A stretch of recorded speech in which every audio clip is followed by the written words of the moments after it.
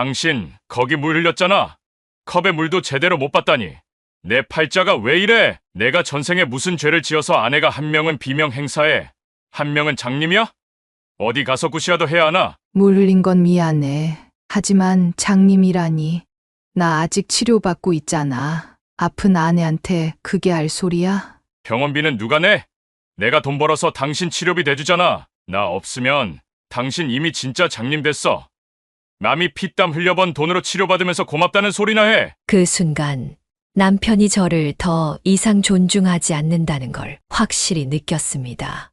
그때부터 남편의 태도는 더 악화되었고 나중에는 손찌검까지 하기 시작했습니다. 하루는 술에 취해 들어온 남편이 화를 내며 저를 때렸습니다. 당신 지금 나 때린 거야? 그러니까 사람이 술 좀 먹고 늦게 들어올 수도 있지. 왜 잔소리야? 이 봉사년아. 내 돈 빨아먹는 거머리 같은 년아. 차라리 나한테 집안 골칫거리 될 거면 나가서 죽기나 하지. 매번 꾸역꾸역 밥 먹는 꼴만 보면 내 속이 뒤집힌다. 안녕하세요. 오늘도 찾아주셔서 감사합니다. 오늘은 서울광역시 중랑구에 거주 중인 염화선 할머니가 보내주신 사연입니다.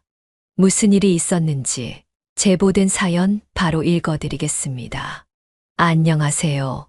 세상을 마음으로 바라볼 줄 알게 된 60대 중반의 여성입니다. 살아오면서 깨달은 것 중 하나는 시력이라는 것이 얼마나 소중한지라는 사실입니다. 우리는 눈으로 세상을 보고 사람을 보고 풍경을 보면서 살아갑니다. 어릴 때부터 앞을 본다는 건 너무나 당연한 일이었지만 나이가 들고 시력이 점점 흐려지면서 더 이상 그게 당연하지 않다는 걸 깨닫게 되었습니다. 세상은 여전히 아름답지만 그걸 직접 눈으로 보지 못할 때 비로소 사람은 많은 것을 잃은 것 같은 기분이 들더군요. 제게도 남들과 크게 다르지 않지만 저 나름대로의 특별한 인생 이야기가 있습니다. 이 이야기를 들어주시면 참 감사하겠습니다. 제가 현재 처한 상황을 말씀드리기 전에 제 인생 이야기를 먼저 해드려야 여러분이 판단해서 조언을 잘 해주실 수 있을 것 같아 제 인생 이야기 먼저 해드릴게요. 저는 재혼 가정에서 자랐습니다.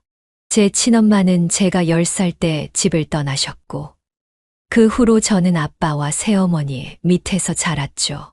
어릴 적 부모님은 매일 같이 싸우셨어요.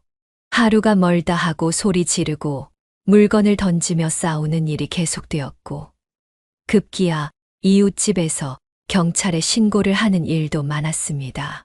나중에는 경찰이 출동하면서 또 시작이십니까? 제발 이웃의 피해 안 가게 싸우세요. 라고 훈계하고 돌아가는 일이 빈번할 정도였습니다. 그때 저는 어렸지만 매일같이 벌어지는 싸움과 폭언에 많이 지쳐 있었습니다. 엄마가 떠나던 날, 그날도 역시 부모님은 크게 싸웠습니다. 엄마는 짐을 싸며 이렇게 말하셨죠. 뭘 그렇게 쳐다보니? 너 그 끔찍한 얼굴 정말 지긋지긋해. 그 말이 엄마가 저에게 남긴 마지막 말이었습니다. 저는 엄마의 얼굴을 닮았다고 생각했는데 엄마는 오히려 저를 아빠를 닮았다며 싫어하셨죠. 엄마는 저를 보는 것조차 힘들어했고 결국 저를 남겨두고 집을 나갔습니다. 그때 제가 받은 충격은 말로 다 할 수 없었어요. 아빠는 어땠을까요? 엄마가 떠난 후 아빠 역시 저를 힘들게 했습니다. 넌 그 여자가 남긴 흔적일 뿐이야. 아빠는 제가 엄마와 닮았다고 생각하며 저를 구박했습니다. 엄마는 아빠를 닮았다고, 아빠는 엄마를 닮았다고 저를 미워했죠. 그 결과 저는 어릴 때부터 저 자신을 참 싫어했던 것 같아요. 엄마에게는 아빠의 얼굴을 닮았다는 이유로 버림받고 아빠에게는 엄마의 핏줄이라며 미움받았으니 제 몸 어딘가에도 제가 사랑할 구석이 없었습니다. 부모님이 이혼한 후 아빠는 얼마 지나지 않아 새어머니를 집으로 들였습니다. 어린 마음에 저는 새로운 어머니가 무척 두려웠지만 한편으로는 내심 기대도 했습니다. 이번 엄마에게는 사랑받을 수 있을지 모른다는 희망을 품었죠. 하지만 현실은 그리 달콤하지 않았습니다. 새어머니는 저를 특별히 구박하지도 냉대하지도 않으셨지만 그렇다고 따뜻하게 돌봐주지도 않으셨습니다. 마치 나는 그저 그 집안에 방치된 한 존재 같았죠. 먹을 것은 항상 냉장고에 있었지만 새어머니가 직접 밥을 차려주는 일은 드물었고 최소한의 용돈만 주셨습니다. 네가 알아서 해. 그 용돈이 부족하다 말하면 라는 말만 들었고 왜 부족한지 묻지도 않으셨어요. 그리고 아빠가 저를 구박할 때도 새어머니는 무관심하게 방으로 들어가곤 했습니다. 그렇게 저는 방치된 듯한 상태에서 학창 시절을 보냈습니다. 힘든 시간을 보내면서도 어딘가에 애정을 받을 곳이 있지 않을까, 누군가가 나를 따뜻하게 안아주지 않을까 하는 기대를 품기도 했습니다. 하지만 그런 기대는 점점 사라졌고, 저는 더 이상 기대할 것이 없다는 걸 깨달으며 자랐습니다. 20살이 되자 저는 고등학교 시절 아르바이트로 모은 돈을 가지고 집을 떠나기로 결심했습니다. 집을 떠나겠다고 했을 때 아빠와 새어머니는 아무런 말도 하지 않았습니다. 오히려 아빠는 양심 있으면 여태 먹여주고 재워줬으니 나가서 손 벌리지 마라. 라는 말을 했습니다. 그 말을 듣는 순간 서러움이 북받쳐 눈물이 나더군요. 하지만 저는 그 말이 너무나 차가웠기에 더 이상 가족에게 기대할 것이 없다는 걸 확실히 느끼고 집을 나왔습니다. 집을 떠난 후 저는 부모님과 자연스럽게 멀어졌습니다. 부모님은 제가 어떻게 지내는지 묻지도 않았고 저 역시 그들에게 연락하지 않았습니다. 그렇게 가족과는 완전히 단절된 채로 제 삶을 살아갔죠. 그러다 제가 30대 초반이 되었을 때 아빠가 알코올 중독으로 돌아가셨다는 소식을 들었습니다. 그러나 저는 장례식에서 상주 노릇을 하지 않았습니다. 조의만 표하고는 돌아왔죠. 그때 상주 역할을 하던 새어머니는 장례식 자리에서도 저에게 아무런 말도 걸지 않으셨습니다. 그게 새어머니와 나의 마지막이었습니다. 그 이후로 저는 친엄마의 소식도 전혀 알지 못했습니다. 그녀가 어디서 살고 있는지, 살아있는지조차도요. 이제는 알고 싶지도 않고 궁금하지도 않습니다. 제게 엄마는 더 이상 존재하지 않는 사람일 뿐이었죠. 아빠가 돌아가시고 나니 나는 고아가 된 셈이었습니다. 저는 20대 초반부터 여러 남자친구들을 만나왔지만 연애는 번번이 실패로 끝났어요. 누구에게는 지나치게 의존해서 차였고 그런 실수를 반복하지 않으려고 다음 사람에게는 너무 선을 그었다가 또 차이곤 했죠. 어쩌면 부모에게서 충분한 애정을 받지 못해 누군가를 진심으로 사랑하고 관계를 유지하는 게 어려운 사람이 된 건 아닐까 싶었습니다. 그래서 결국 연애도 결혼도 다 포기한 채 혼자 살아가고 있던 34살의 어느 날, 저는 우연히 이직한 공장에서 제 남편을 만나게 되었어요.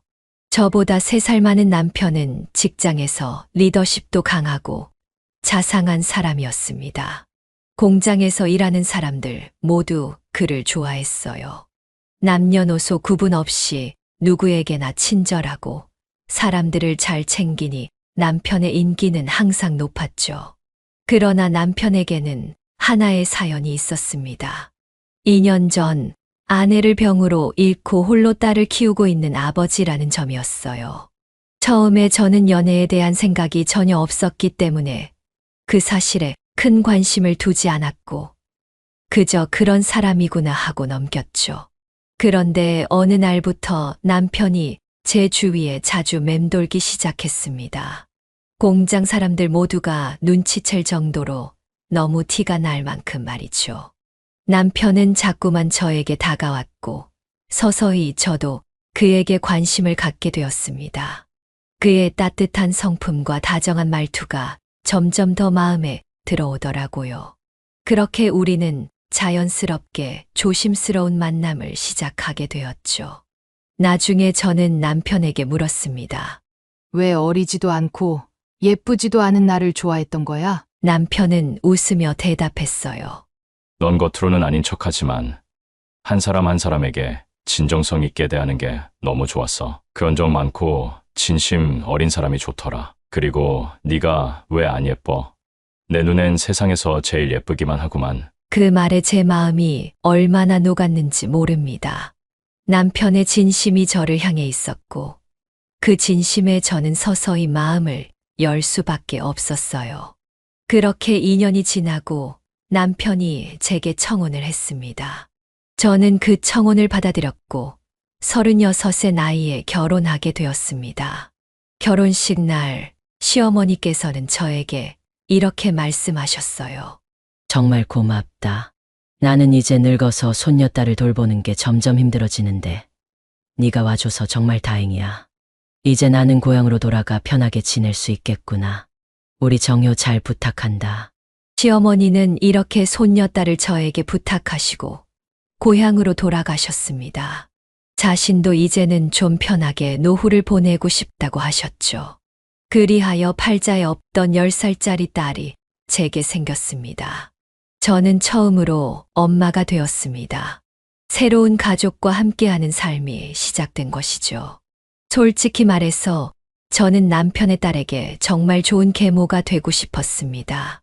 왜냐하면 제가 겪었던 힘든 어린 시절을 이 아이에게 반복하고 싶지 않았거든요.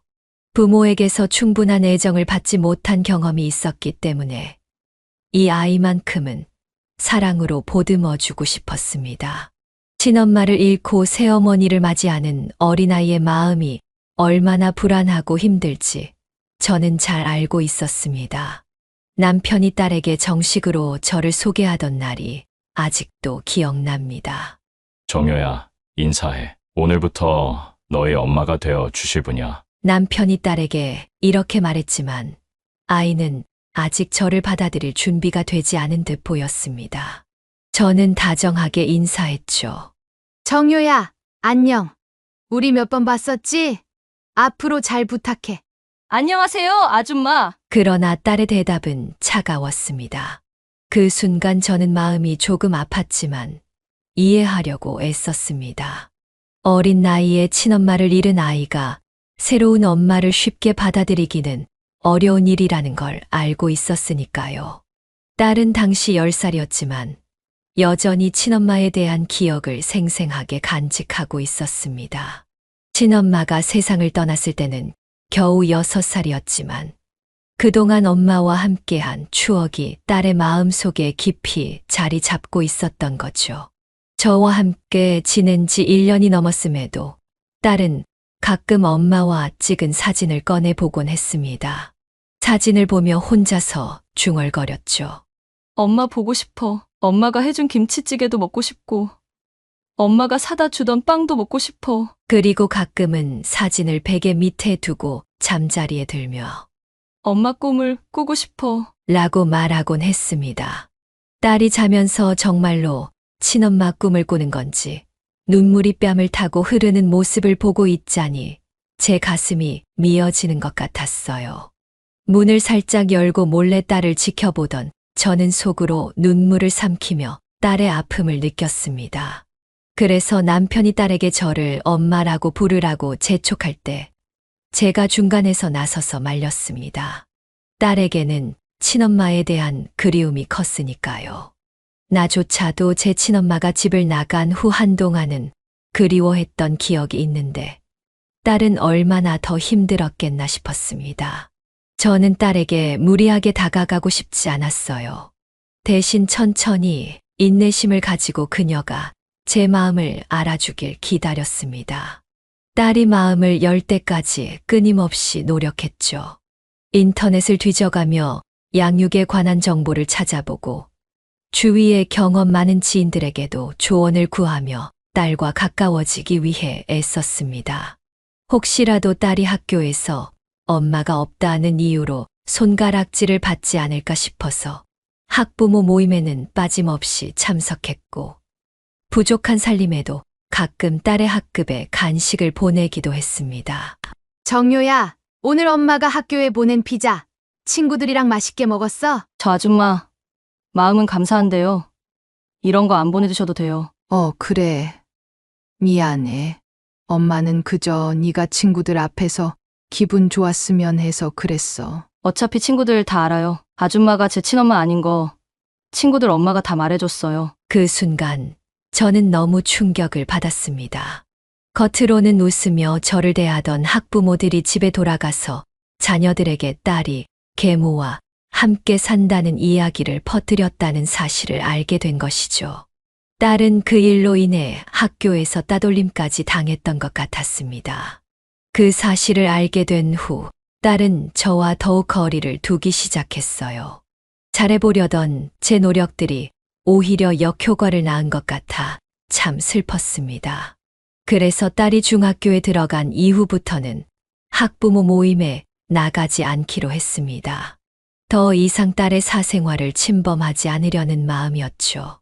대신 집에서 딸을 위해 열심히 챙겨주기만 했습니다. 용돈도 아낌없이 주었고 혹시 계모에게서 제대로 못 얻어먹는다는 소리가 나올까봐 매일 식탁에 찌개와 반찬 하나씩은 꼭 올려주었어요. 비록 제가 혼자 있을 땐 물에 찬밥을 말아 먹었을지언정 딸에게는 부족함이 없게 하려고 최선을 다했습니다. 그런데 그런 제 노력에도 불구하고 딸은 점점 저에게서 더 멀어져만 갔습니다.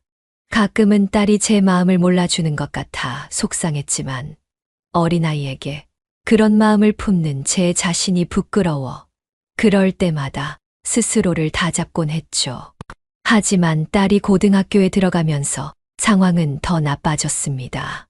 그 전까지는 조용히 거리를 두던 딸이 이제는 아예 늦게까지 집에 들어오지 않는 일이 잦아졌고 어린 나이에 술과 담배 냄새를 풍기며 집에 들어오는 날이 많아졌어요. 처음에는 어르고 달래며 좋은 말로 설득하려고 했습니다.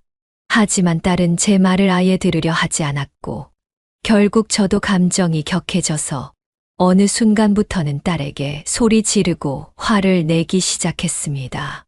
너 대체 왜 이러는 거야? 술 냄새가 진동하잖아. 어디서 술을 마신 거야? 대체 누가 어린애한테 술을 팔아? 대체 어디서 술을 사서 마신 거냐고. 말해. 그 가게 당장 신고해서 영업정지 시켜버릴 테니까. 아줌마가 무슨 상관이야? 친엄마도 아니면서 왜 이래라 저래라야? 당신은 남이잖아. 무슨 권리로 나한테 이러냐고.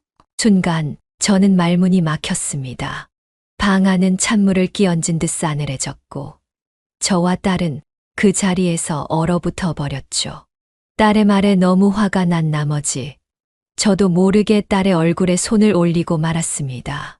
딸은 맞은 뺨을 두 손으로 감싸쥐고는 저를 노려보더니 씩씩대며 방으로 들어가 버렸습니다. 그 순간 저도 내가 무슨 짓을 한 건가 싶어 멍하니 제 손을 바라보다가 그 자리에 주저앉아 눈물을 터뜨렸어요. 내가 대체 무슨 짓을 한 거지? 미안해. 정유야. 속으로 그렇게 말하면서도 너무나 큰 자책감에 사로잡혀 있었습니다. 그런데 그때 지금껏 방에서 아무 말 없이 듣고만 있던 남편이 갑자기 나와서는 울고 있는 저를 향해 이렇게 말하는 겁니다. 잘한다. 잘해. 다 큰 어른이 돼서 감정 하나 조절 못하고 딸한테 손을 대. 뭐 하자는 거야? 뭐? 그게 지금 나한테 할 말이야? 당신 싸우는 소리 듣기 싫다면서도 정작 방 안에 틀어박혀 있던 건 당신잖아? 당신 딸이 이렇게 삐뚤어지는데 왜 나한테만 떠넘겨? 당신이 나 몰라라 했으니까 이렇게 된 거 아니야? 남편은 눈살을 찌푸리며 제 말을 끊고 화를 냈습니다. 난 나가서 돈 벌잖아. 그럼 집안일은 당신 몫이지. 당신이 해야 할 일을 못하니까 이렇게 된 거잖아. 딸을 제대로 못 키울 거면 나가서 돈이나 벌어와. 내가 벌어다 준 돈 받아서 살림하는 주제에 이 정도도 못하겠어? 도대체 왜 결혼을 한 거야? 그 말을 듣는 순간 저는 너무 서러워 눈물이 쏟아질 수밖에 없었습니다. 남편은 그 말을 하고 딸처럼 방문을 쾅 닫고 방으로 들어가 버렸습니다. 도대체 이게 지금 제게 할 말인가요? 저는 그 자리에서 주저앉아 눈물만 하염없이 흘렸습니다. 사실 남편은 예전과 많이 달라졌습니다.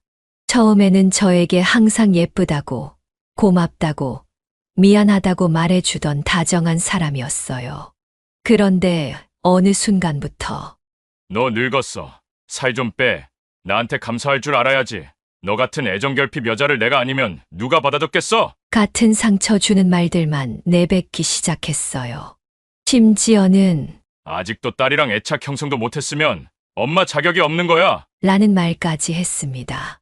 그 말들이 제 가슴을 아프게 찔렀습니다. 하지만 저는 놀고 있었던 게 아니었어요. 결혼 후 다니던 공장을 그만둔 것도 남편이 미안해하며 딸 곁에 있어 달라고 간곡히 부탁했기 때문이었죠. 남편의 수입이 넉넉하지 않았기 때문에 저는 집안일을 하면서도 틈틈이 부업을 했습니다. 동네 마트 시식대에서 사람 구할 때마다 가장 먼저 달려가 일하고 그 일당으로 살림을 보탰습니다. 그런데도 남편은 그런 저의 노력을 보지 않았고 오히려 저를 점점 더 홀대했어요. 언제부터인지 술에 취해 들어오는 일이 많아졌고 딸은 더더욱 반항적으로 변해갔습니다. 정말 미칠 것 같았습니다. 어느 날 머리가 너무 아파서 병원에 갔더니 의사가 혈압이 너무 높다고 하더군요. 약을 먹을 정도는 아니지만 나이가 더 들면 문제가 될 수 있으니 관리가 필요하다는 말까지 들었습니다. 그 말이 걱정스러웠지만 제 몸을 챙길 여유도 없었습니다. 문제는 그 다음 날이었어요. 남편은 퇴근을 하고 돌아왔지만 딸은 시간이 한참 지났는데도 집에 들어오지 않았습니다. 저는 불안한 마음에 남편에게 말했어요. 정효가 너무 늦는데 혹시 무슨 일 생긴 거 아니야? 남편은 귀찮다는 듯 대답했죠. 무슨 일은 또 친구들이랑 술 마시고 있겠지. 아니야. 그래도 정효는 보통 이 시간까지는 들어오잖아. 전화도 안 받고. 몰라. 나 피곤해 죽겠어. 걱정 말고 들어오겠지. 나 먼저 잘게. 남편은 그렇게 말하고 방으로 들어가 버렸지만 저는 마음이 편치 않았습니다. 너무 불안한 마음에 거실을 서성이며 계속해서 딸을 기다렸어요. 딸은 계속해서 전화를 받지 않았고 시간은 어느덧 자정을 훌쩍 넘겼습니다. 집안은 조용했지만 제 마음은 온통 불안과 초조함으로 가득 찼어요. 무슨 일이 생긴 건 아닐까? 혹시 어디서 잘못된 선택을 한 건 아닐까 하는 생각이 끊임없이 머릿속을 맴돌았죠. 남편은 피곤하다며 일찍 방으로 들어가 잠들었고 저는 혼자 거실을 서성이며 딸이 돌아오길 기다리고 있었습니다. 시간이 갈수록 더 이상 이렇게 기다릴 수만은 없다는 생각이 들었습니다. 결국 딸의 중학교 친구들에게 전화를 걸기 시작했어요. 다행히 몇 번 집에 놀러 왔던 친구들 덕분에 연락처를 알고 있었죠.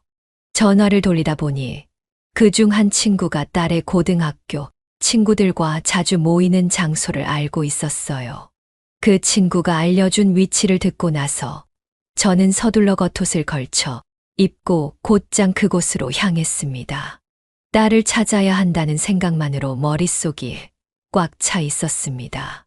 온갖 불안감과 함께 무슨 일이 일어났을지 걱정스러운 마음에 발걸음은 무거웠지만 딸을 찾겠다는 의지로 빠르게 달렸습니다. 도착한 장소는 어두컴컴한 공터였습니다. 멀리서부터 이상한 소리가 들리더니 가까이 다가갔을 때 저는 믿을 수 없는 광경을 목격하고 말았어요. 제 딸이 다른 여자아이들에게 둘러싸여 무참히 두들겨 맞고 있었던 겁니다. 순간 머릿속이 하얘지며 그저 본능적으로 딸에게로 달려갔어요.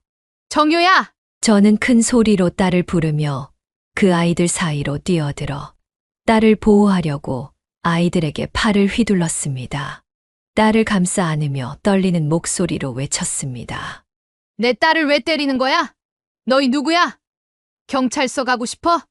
당장 멈춰! 저는 눈앞에서 일어나고 있는 일들이 믿기지 않아 두려웠지만 딸을 지켜야 한다는 생각뿐이었습니다. 그러자 그중 한 여자아이가 비웃으며 제게 다가와 말했어요. 아줌마가 그 유명한 계모죠? 친엄마는 죽었다며? 진짜 못생겼다. 나 같아도 집에 있기 싫겠네. 그 말에 다른 아이들도 웃음을 터뜨렸습니다. 그 순간 제 가슴이 철렁 내려앉았습니다. 아무리 어린아이들이라고 해도 그 말들이 얼마나 아프게 꽂히는지. 하지만 그 순간 중요한 건 제 감정이 아니었어요. 제 딸을 그곳에서 데리고 나오는 것이 최우선이었기 때문에 아이들의 조롱에 상처받을 겨를도 없었습니다. 정유야, 나가자. 얼른 엄마랑 집에 가자. 저는 딸의 손을 잡으려고 했습니다. 하지만 딸은 제 손을 거칠게 뿌리치며 몸을 비틀었고 제 손은 허공에 머물렀습니다. 주변 아이들은 그런 제 모습을 보고 비웃으며 낄낄댔죠. 정유야, 제발 여기서 나가자. 너 다쳤잖아. 딸은 그런 제 말을 듣지 않았고 오히려 제게 분노에 찬 눈빛으로 외쳤습니다. 정말 창피해 죽겠어. 왜 여기까지 쫓아와? 아줌마 때문에 내가 얼마나 창피한 줄 알아? 친엄마도 아니면서 왜 이렇게 극성인 건데? 애들이 내가 계모랑 산다고 얼마나 놀리고 무시하는지 알아? 아줌마는 내 인생에 하나도 도움이 안 돼. 딸의 말은 너무나도 차갑고 날카로웠습니다. 그 말들이 제 가슴을 찔렀지만 무엇보다도 딸이 저를 이렇게까지 미워하고 있다는 사실에 마음이 무너졌습니다. 저는 간절한 마음으로 딸에게 다가갔습니다. 하지만 딸은 저를 거부하며 더욱더 소리쳤어요. 정유야, 제발. 우리 집에 가서 얘기하자. 엄마가 도와줄게. 엄마? 엄마라고? 난 아줌마라고 부르는데 당신은 왜 자꾸 엄마라고 불러? 제발 그만 좀 해. 지겨워. 저는 그 순간 참을 수 없이 눈물이 흘렀습니다.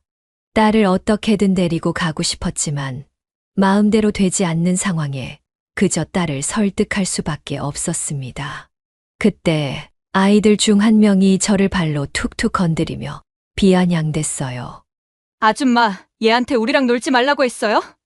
얘가 자꾸 우리 무리에서 나가려고 하더라고요. 들어올 땐 마음대로 들어왔어도 나갈 땐 아니거든. 그래서 오늘 나가는 대신 푸닥거리 한번 하는 중인데 아줌마가 대신 맞을래요? 저는 너무나 두렵고 겁이 났습니다.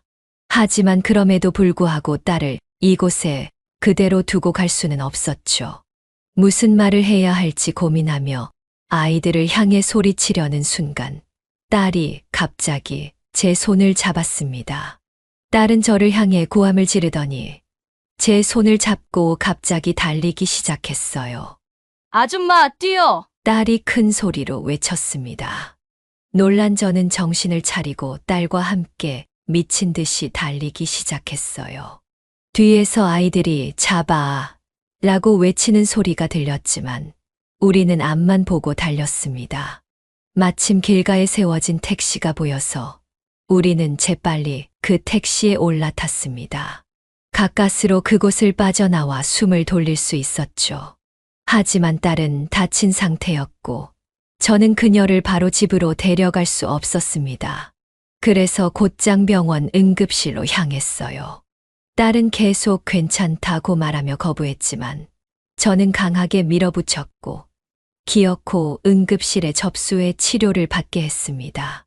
다행히 딸은 온몸에 멍이 들고 작은 상처들이 있었지만 크게 다친 곳은 없었습니다. 의사는 큰 문제가 없다고 했지만 제 마음은 여전히 무거웠어요. 딸은 병원 침대에 앉아 씩씩대며 화를 참지 못한 듯 말했습니다. 아줌마 때문에 다 망했어.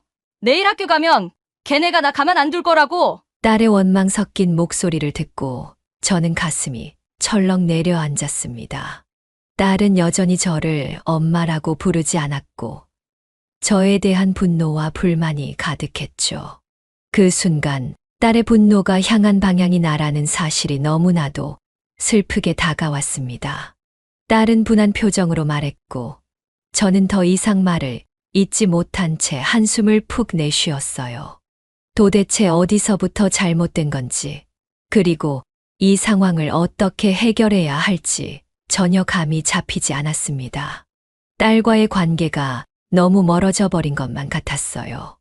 딸에게 다가가려 애썼지만 그럴수록 딸은 더 멀어지는 것 같았습니다. 내가 진정으로 딸의 마음을 이해하지 못한 걸까? 아니면 너무 서둘렀던 걸까? 고민을 거듭하던 저는 문득 딸에게 다른 방식으로 접근해 보고 싶다는 생각이 들었습니다. 그래서 무작정 이렇게 말했어요. 내일 학교 가지 마. 뭐? 학교 안 가지 말라고? 응. 가지 말고 엄마랑 바다 보러 가자. 딸은 제 말을 듣고는 피식 웃으며 비꼬듯 대답했습니다. 지금 이 시간에 바다를 가겠다고? 말이 되는 소리를 해야지. 딸의 반응은 예상했지만 저는 별다른 설명 없이 병원 밖으로 나왔습니다. 병원 앞에서 택시를 잡아 타고 기사님에게 말했죠. 월미도요. 월미도요? 지금 택시비만 해도 7, 8만 원은 나올 텐데요. 괜찮아요. 라고 대답하고 딸과 함께 택시에 탔습니다.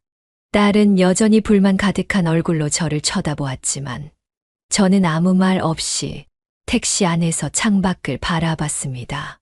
딸은 결국 입을 삐죽거리며 창밖을 바라보았고 우리는 그렇게 한밤중에 인천 바다로 향하게 되었어요. 남편에게는 딸을 데리고 있으니 걱정하지 말라는 문자를 남겨두고 딸과 함께 바다로 가는 길을 이어갔습니다. 차 안은 조용했고 딸은 계속해서 불만스러운 얼굴로 저를 쳐다봤지만 저는 아무 말도 하지 않았습니다. 차가 점점 인천에 가까워지면서 바다 냄새가 나는 것만 같았어요.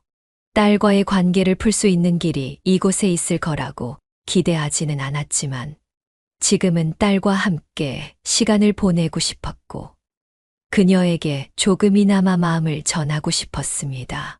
마침내 우리는 월미도에 도착했습니다. 바람이 부는 바다 앞에서 딸은 처음엔 어리둥절해 하더니 곧 그 분위기에 조금은 긴장이 풀린 듯 보였습니다. 저는 딸의 손을 잡고 바다 근처에 있는 한 조개구이 집으로 향했습니다. 딸은 조용히 저를 따라왔지만 여전히 기분이 나아 보이지는 않았어요. 조개구이 집에 도착해서 자리를 잡고 앉자 저는 구워진 조개를 한 점 집어 딸에게 내밀었습니다. 먹어. 아까 들으니까 너 그 불량한 모임에서 나가려고 했다고 하던데 무슨 심경의 변화가 있었어? 변화라니. 원래부터 그런 게 나랑 안 맞았어. 그뿐이야? 엄마가 어제 우는 걸 보고 마음이 변한 건 아니고. 딸은 눈길을 피하며 조개를 집어 먹었지만 그 말에 잠깐 멈칫하더니 귀가 살짝 붉어지는 것이 눈에 들어왔습니다. 딸의 그런 반응을 보고 저는 작은 희망을 느꼈습니다. 그 말이 어쩌면 딸에게 조금이라도 영향을 미친 걸까. 그 순간 저는 조심스럽게 테이블 위에 놓인 딸의 손을 살며시 잡았습니다. 딸이 그 손을 빼지 않았기에 저는 용기를 내어 진심을 털어놓기로 결심했어요. 정유야, 사실 나도 너랑 비슷해. 뭐가 비슷한데? 나도 새어머니 밑에서 자랐거든. 너는 친엄마가 세상을 떠났지만 내 엄마는 나를 버리고 떠났어. 그래서 새어머니 밑에서 자랐지. 근데 새어머니도 나를 반기지 않았어. 그래서 나도 외롭고 힘들었단다. 그때부터 나는 언젠가 내가 엄마가 된다면 누구보다도 좋은 엄마가 되고 싶었어. 내가 받지 못했던 사랑을 너에게 몽땅 주고 싶었어. 딸은 놀란 듯이 눈이 커졌고 제 손을 빼지 않고 가만히 저의 이야기를 듣고 있었습니다. 그 모습에 저는 조금 더 용기를 내어 딸에게 마음속 깊은 이야기를 전했습니다. 엄마도 네가 미운 적이 없던 건 아니야. 나도 사람인데 네가 나한테 자꾸만 못되게 굴면 속상했어. 그럴 때마다 나도 너한테 화가 났지. 하지만 그건 친부모와 자식 사이에도 똑같지 않니? 가족이라는 게 늘 서로 좋기만 할 수는 없는 거야. 가끔은 다투기도 하고 서운할 때도 있고. 딸은 가만히 제 말을 듣고 있었고 저는 더 솔직하게 제 마음을 털어놓기로 했습니다.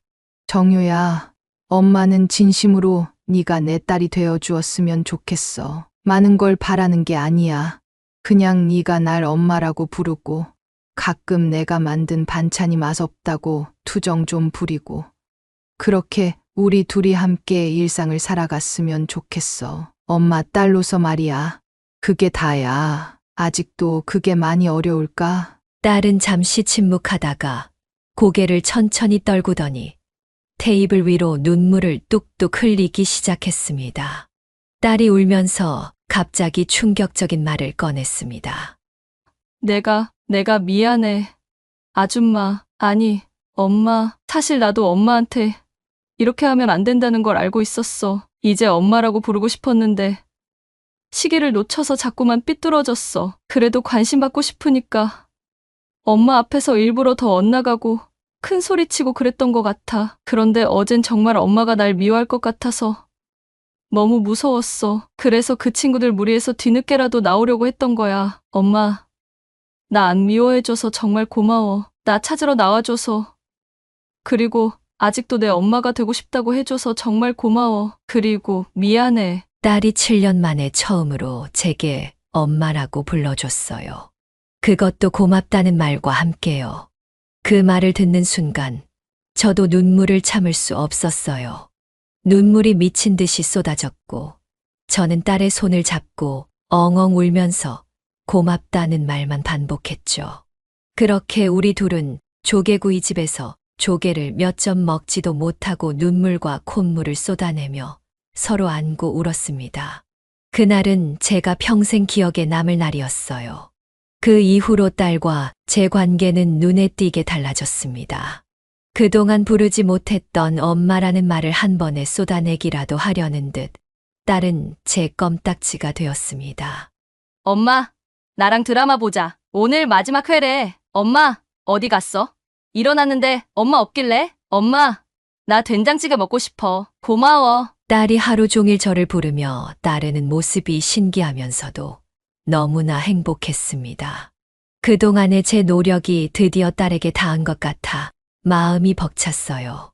드디어 딸과 마음이 통하는 날이 온 것 같았죠. 그날 이후 딸은 저와 상의한 끝에 학교를 그만두기로 했습니다. 딸이 어울렸던 그 불량한 친구들의 영향력이 워낙 컸고 학교에 계속 다니는 것이 오히려 딸에게 더 큰 상처와 어려움을 줄 것 같았습니다. 전학을 가는 것도 방법이었지만 어디를 가도 괴롭힘을 당할 가능성이 있어 우리는 과감히 학교를 그만두기로 결정했죠. 대신 딸은 검정고시를 준비하며 대입학원에 다니기로 했습니다. 저는 딸이 너무 무리하지 않기를 바랐지만 딸은 단호했습니다. 그 애들 때문에 내 인생을 망칠 수는 없어. 내가 더 잘 돼서 그 애들이 나를 무시하지 못하게 할 거야. 그 말에 딸의 결의가 얼마나 강한지 느낄 수 있었죠. 딸은 정말로 열심히 공부했고 결국 동갑인 친구들이 대학에 입학하는 시기에 맞춰 간호대에 합격했습니다. 그 소식을 들었을 때 저는 눈물이 나올 만큼 기뻤어요. 우리 딸 정말 대단하다. 대학병원 간호사가 되는 게 그렇게 힘들다는데 역시 내 딸은 최고야. 축하해, 정효야. 그날 저녁 고모와 아빠도 딸의 성과를 축하해 주었죠. 남편은 그날 퇴근길에 소고기를 사왔고 우리 가족은 오랜만에 다 함께 둘러앉아 소고기 파티를 했습니다. 남편과의 관계가 그동안 좋지 않았지만 그때만큼은 남편도 슬며시 미소를 지으며 대화에 끼어들었죠. 우리 세 가족이 함께 모여 웃으며 시간을 보내는 건 정말 오랜만이었습니다. 그날은 가족 모두에게 특별한 날로 기억될 거예요. 하지만 어느 날부터인가 제 눈앞이 흐려지기 시작했어요. 물건이 똑바로 보이지 않고 휘어 보이는 듯한 느낌이 들었고 때로는 작은 날벌레 같은 것들이 눈앞을 떠다니는 것 같았습니다. 증상은 점점 심해졌고 결국 저는 냄비 손잡이를 놓쳐서 뜨거운 물에 손을 대이는 사고를 당했죠. 병원으로 달려온 딸에게 그제야 말했습니다. 정효야, 나 요즘 시력이 좀 이상한 것 같아. 나도 60이 넘으니까 노안이 오나 봐. 엄마, 벌써 무슨 노안이야? 왜 진작 말 안 했어? 나 걱정시키려고 작정했어? 당장 나랑 큰 안과로 가서 검사 받자. 그렇게 딸과 함께 큰 병원에 가서 검사를 받았는데 그곳에서 저는 너무도 충격적인 진단을 받게 되었습니다. 노안일 거라고만 생각했던 제 눈 문제는 생각보다 훨씬 심각했습니다. 병원에서 진단받은 결과는 황반 변성이었고 그것도 건식에서 습식으로 진행된 상태였어요. 의사는 놀란 표정으로 말했습니다.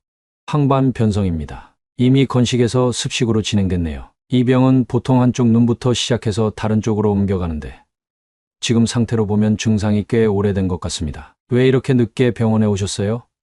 양쪽 눈 다 잘 안 보이시죠? 네, 요즘은 더 심하게 뿌옇게 보여요. 원래는 70% 정도는 보였는데 요즘은 40% 정도로 떨어진 것 같아요. 의사는 이 병이 진행될수록 실명할 확률이 매우 높다고 경고했습니다. 그리고 이 병은 나아지기를 기대하는 게 아니라 진행을 최대한 늦추는 것이 목표라고 했죠. 그 말을 듣는 순간 마치 하늘이 무너지는 듯한 기분이었습니다. 의사의 말에 따라 저는 그날 바로 눈에 주사를 맞고 집으로 돌아왔습니다. 딸은 저를 위로하며 말했어요. 엄마, 이 병엔 혈압 조절하고 스트레스 받지 않는 게 제일 중요하다니까. 꼭 조심해. 나도 엄마 옆에서 최대한 도울게. 딸의 다정한 말과 보살핌에도 불구하고 제 눈 상태는 점점 나빠져만 갔습니다. 사실 그 이유 중 하나는 남편 때문이었어요. 제 모든 스트레스의 원흉이 남편이었죠. 원래도 사이가 좋지 않았던 남편은 제 눈 상태가 점점 악화되자 더 심하게 저를 대하기 시작했습니다. 당신 거기 물 흘렸잖아. 컵에 물도 제대로 못 봤다니. 내 팔자가 왜 이래? 내가 전생에 무슨 죄를 지어서 아내가 한 명은 비명 행사에 한 명은 장님이야? 어디 가서 구시라도 해야 하나? 물 흘린 건 미안해. 하지만 장님이라니. 나 아직 치료받고 있잖아. 아픈 아내한테 그게 알 소리야? 병원비는 누가 내? 내가 돈 벌어서 당신 치료비 대주잖아. 나 없으면 당신 이미 진짜 장님 됐어. 남이 피땀 흘려번 돈으로 치료받으면서 고맙다는 소리나 해. 그 순간 남편이 저를 더 이상 존중하지 않는다는 걸 확실히 느꼈습니다. 그때부터 남편의 태도는 더 악화되었고 나중에는 손찌검까지 하기 시작했습니다. 하루는 술에 취해 들어온 남편이 화를 내며 저를 때렸습니다. 당신 지금 나 때린 거야? 그러니까 사람이 술 좀 먹고 늦게 들어올 수도 있지. 왜 잔소리야? 이 봉사년아. 내 돈 빨아먹는 거머리 같은 년아. 차라리 나한테 집안 골칫거리 될 거면 나가서 죽기나 하지. 매번 꾸역꾸역 밥 먹는 꼴만 보면 내 속이 뒤집힌다. 남편의 폭언과 폭력에 속수무책으로 당하고 있던 그때 딸이 소리치며 뛰어들어왔습니다. 아빠, 뭐 하는 거야? 또 엄마한테 손댔어? 어떻게 평생 가족만 보고 산 엄마한테 이럴 수 있어? 또 술 마신 거지? 정말 배은망덕한 인간이야. 예전엔 그렇게 아줌마라고 부르더니 언제부턴가 전현이랑 죽고 못 살더니 그런 마누라라고 하나 있는 게 저 꼴인데 내가 정신 차리고 집에 들어오겠냐? 가족들은 가장에 대한 존경심이라곤 코딱지만큼도 없어. 남편은 그러고는 맨바닥에 침을 뱉고 문을 쾅 닫으며 나가버렸습니다. 남편이 떠나자 딸은 제게 달려와 저를 꼭 끌어안았습니다. 저는 딸을 붙잡고 서로 엉엉 울었습니다. 어떻게 네 아빠가 나한테 이럴 수가 있니? 정유야, 엄마 이혼할까? 아빠한테 이런 취급받으면서 더는 살 필요가 없잖아. 제발 이혼하자. 딸은 진심으로 제게 이혼을 권유했지만 막상 이혼을 결심하려니 딸을 혼자 남겨두고 집을 떠날 수가 없었습니다. 딸이 혼자 이 집에 남을 생각을 하면 그게 너무나 마음에 걸렸거든요. 그런데 그런 제 고민을 비웃기라도 하듯 어느 날 남편이 제 짐을 가방에 대충 우겨 넣으며 이혼을 종용했습니다. 내가 이제 60대인데 봉사 수발 들며 평생 살 수는 없지 않나. 당신 사정이 딱한 건 알지만 내 인생까지 망칠 순 없잖아. 그래서 위자료로 방 2개짜리 빌라 하나 얻어놨어. 이거 가지고 그 집으로 나가. 이게 내가 당신한테 마지막으로 베푸는 정이야. 남편은 냉정하게 말하며 가방을 제게 내밀었죠. 남편은 차가운 말을 내뱉으며 저를 억지로 차에 태웠고 어딘지도 잘 모르는 동네의 낡은 빌라로 데려갔습니다. 시력이 나빠 잘 보이지 않던 저는 두려움에 떨며 남편의 바지가랑이를 붙잡았습니다.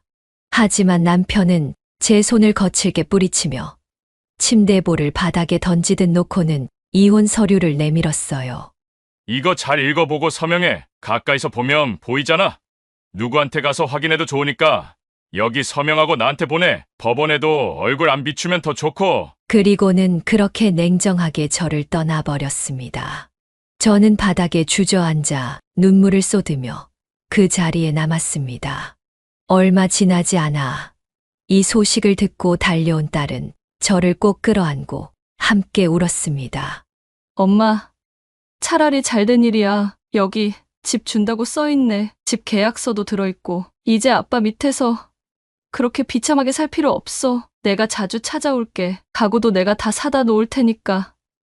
여기서 마음 편하게 살아. 딸의 말에 저는 결국 이혼을 받아들이게 되었습니다. 경기도 외곽에 위치한 낡은 빌라 한 채만 남긴 채 말이죠.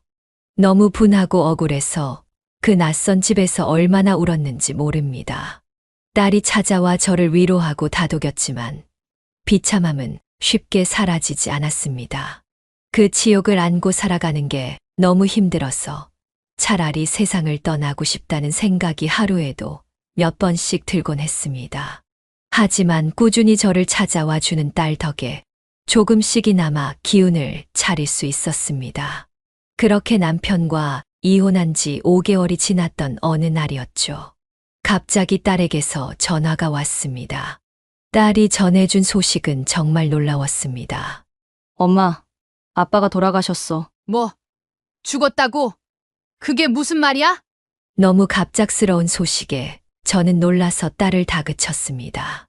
그런데 딸은 저와 달리 무덤덤한 표정으로 대답했습니다. 추락사였대. 아빠가 일하던 공장 있잖아?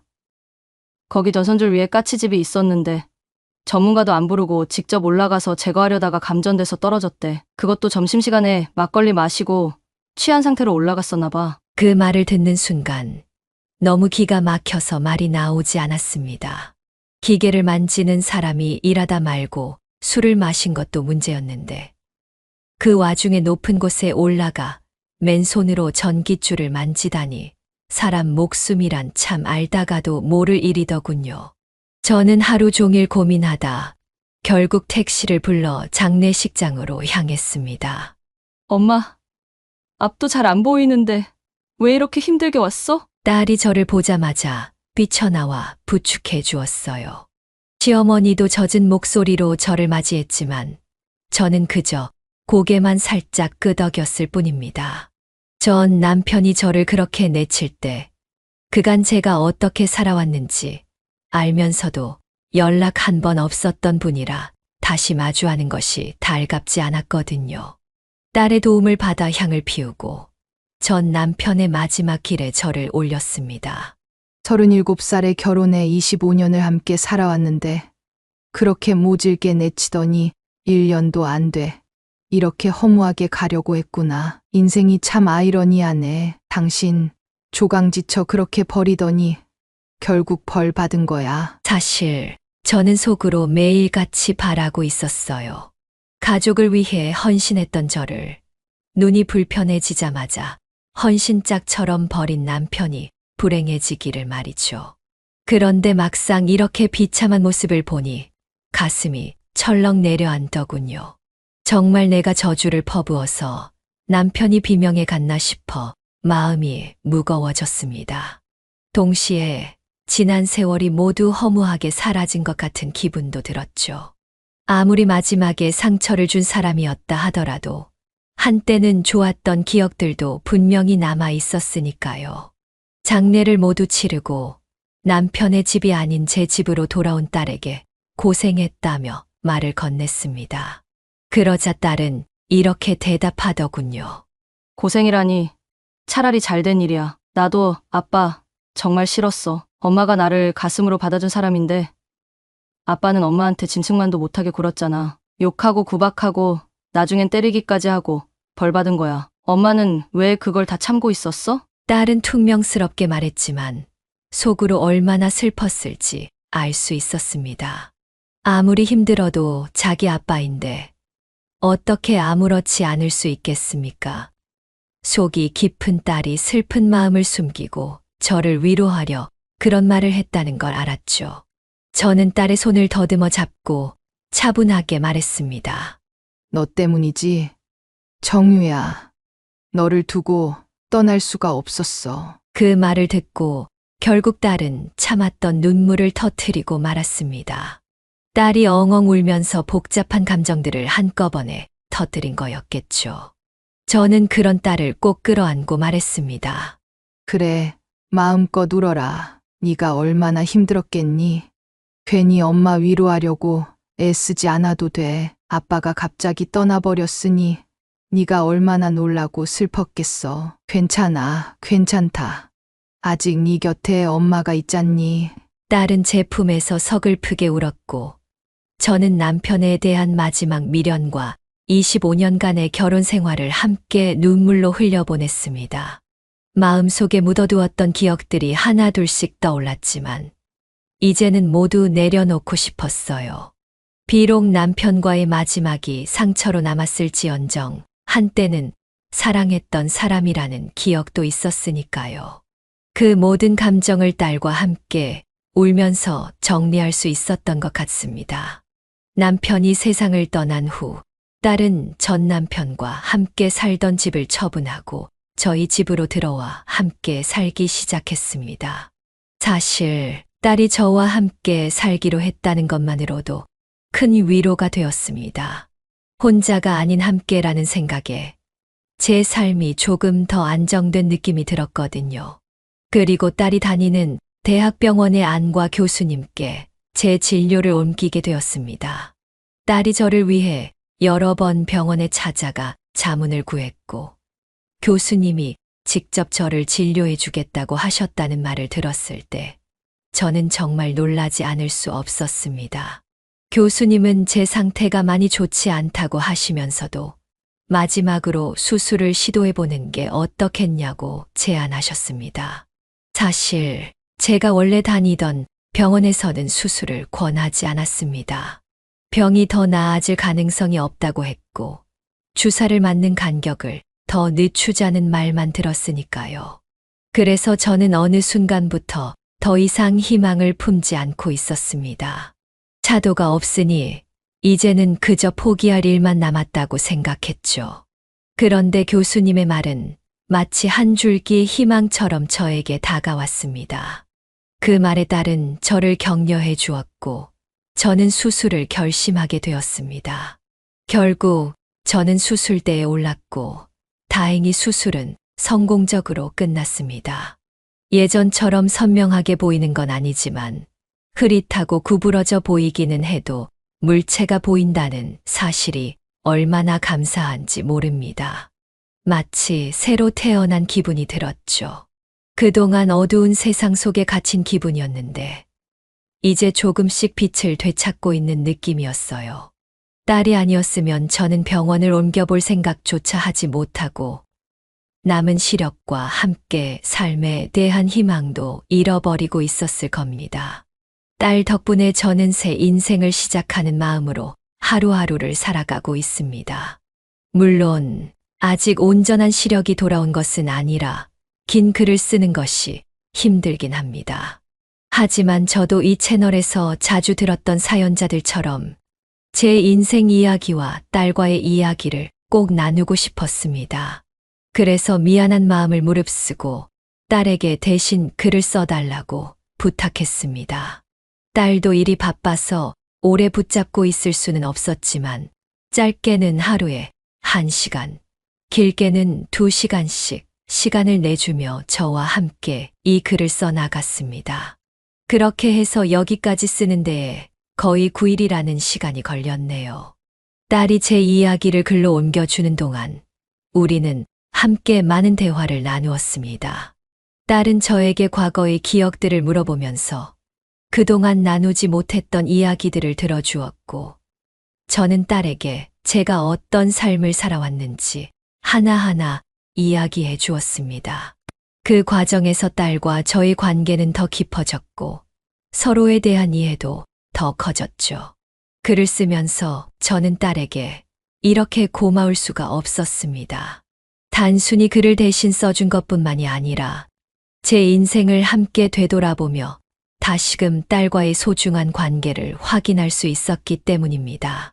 저는 딸에게 연신 고맙고 미안하다는 말을 했지만 딸은 오히려 웃으면서 말했습니다. 엄마, 결혼하기 전에 이렇게라도 엄마랑 꼭 붙어서 시간을 보낼 수 있어서 난 정말 좋아. 딸의 그 말에 참 천사 같은 아이라는 생각이 들었습니다. 말씀드린 것처럼 제 딸은 병원에서 만난 물리치료사와 결혼하게 되었거든요. 사위 될 사람도 딸처럼 어찌나 착하고 바른 청년인지 모릅니다. 그 청년이 먼저 제게 같이 살자고 제안했을 때 제가 극구 반대하자 아예 저희 집 근처에 신혼집을 얻었다고 하더군요. 게다가 사돈들 분들도 얼마나 훌륭한지요. 상견례를 하던 날 눈이 불편한 저를 계속 살피며 음식들을 자연스럽게 제 앞에 밀어주시는 것이 참 감사했습니다. 식당에서 내려오는 계단에서는 사위보다 먼저 달려오셔서 저를 부축해 주시는 모습에 너무 당황스럽기도 했지만 진심으로 감사했어요. 나중에 감사의 마음을 전하려고 작은 한과 세트를 답례품으로 보내드리기도 했죠. 사실 딸 덕분에 오히려 제가 평생 갚아도 모자랄 선물을 받은 게 아닌가 싶었어요. 딸은 단지 제 눈을 되찾아준 것뿐만 아니라 자식을 가지지 못한 저에게 자식이 주는 기쁨을 알게 해준 존재였으니까요. 인생이란 그런 것 같습니다. 힘들고 괴로울 때도 있지만 기쁨도 반드시 찾아오죠. 내 인생도 또 다른 누군가의 인생도 누군가에게는 큰 기쁨이자 선물이 될 수 있는 기적 같은 존재 아닐까요? 저와 제 딸의 관계처럼 말이죠. 여러분의 삶도 자신이 모르는 새에 누군가에게는 분명 놀라운 기적이 될 수 있을 거라고 믿습니다. 지금은 그 기적을 느끼지 못하더라도 언젠가 소중한 인연이 찾아오리라 기대하며 제 이야기를 들어주신 여러분 모두 소중한 하루하루를 보내셨으면 좋겠습니다. 긴 제 이야기를 들어주셔서 감사합니다. 여러분 모두 행복하세요. 여기까지가 염화선 할머니의 사연인데요. 여러분은 어떻게 들으셨나요? 구독자님들이 먼저 말씀드리기 전 제가 먼저 한 말씀 드려보겠습니다. 인생의 길은 때로 예기치 못한 방향으로 흘러가고 그 과정에서 우리 심장을 아프게 하는 일들이 생기기도 합니다. 겪으신 아픔은 상상할 수 없을 만큼 깊고 고통스러웠을 것입니다. 그러나 염화선님께서 첫 번째 부인의 딸을 사랑으로 키우신 모습은 진정한 사랑의 상징입니다. 그 사랑은 결코 헛되지 않았고 지금은 염화선님의 곁에서 딸이 할머니를 따뜻하게 감싸주고 있습니다. 그녀의 보살핌은 할머니의 삶에 있어 큰 힘이 될 것입니다. 힘든 시간을 겪으셨지만 그 속에서도 가족의 사랑이 염화선님을 지켜주고 있다는 사실을 기억해 주세요. 염화선님의 따뜻한 마음이 딸에게로 이어져 사랑의 연대가 더욱 깊어지고 있습니다. 이제는 과거의 상처를 조금씩 치유하며 새로운 날들을 맞이할 시간입니다. 할머니의 지혜와 경험은 앞으로의 길을 더욱 밝고 풍요롭게 만들어줄 것입니다. 사랑하는 가족과 함께하는 매일이 염화선님에게 행복과 위안을 안겨주기를 진심으로 기원합니다. 이 사연은 염화선 할머니가 보내주신 사연으로 사연자님의 입장에서 작성되어서 염화선 할머니님께 유리하게 작성되었을 수도 있습니다. 같이 댓글로 의견 나누어 보았으면 합니다. 염화선 할머니의 사연 영상이 주는 교훈이 유익하시다면 좋아요와 구독, 그리고 다른 지인에게 공유 부탁드리며 저는 그럼 다음 사연에서 뵙겠습니다.